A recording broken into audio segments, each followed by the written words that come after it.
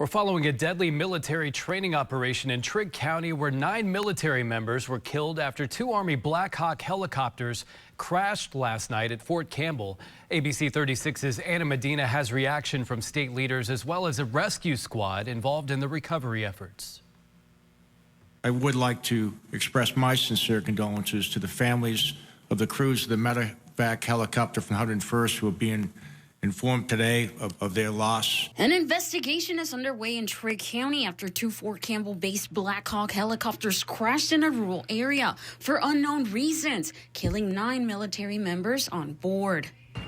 We heard a loud boom, and just all of a sudden the engines quit, and everything was quiet. So we said to each other, I think they've crashed. So we're going to wrap our arms around these families, and we're going to be there with them, not just for the days, but the weeks and the months and the years to come.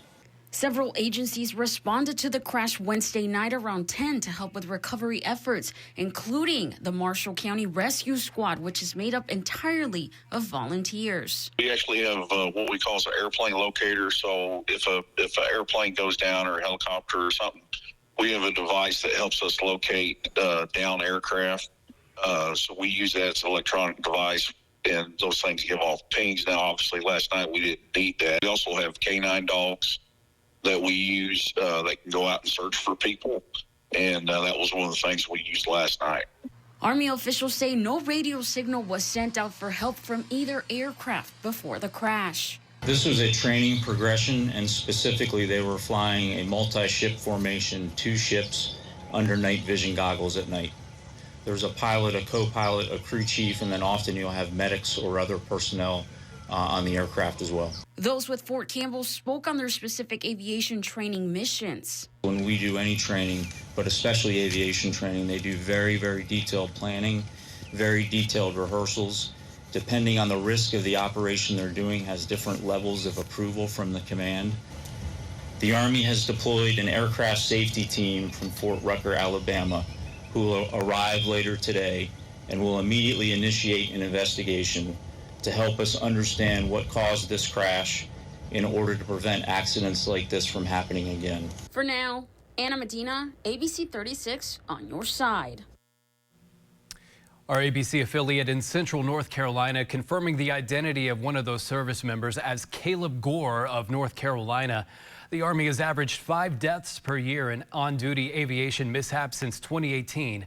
That's according to the U.S. Army Combat Readiness Center.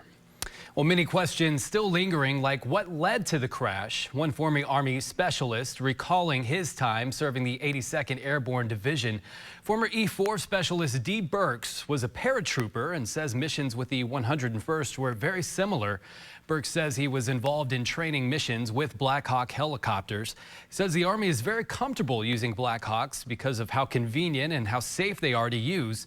Typically, a Black Hawk can transport an 11-person infantry squad, and it includes an integrated medevac mission equipment package kit.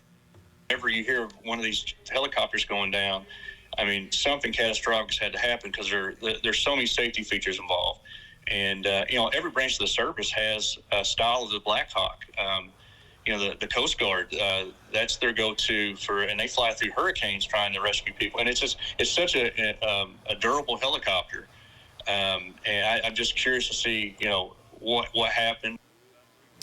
Well, Burke says anytime tragedy strikes any branch of the military, everyone who serves or has served rallies together as sisters and brothers in arms.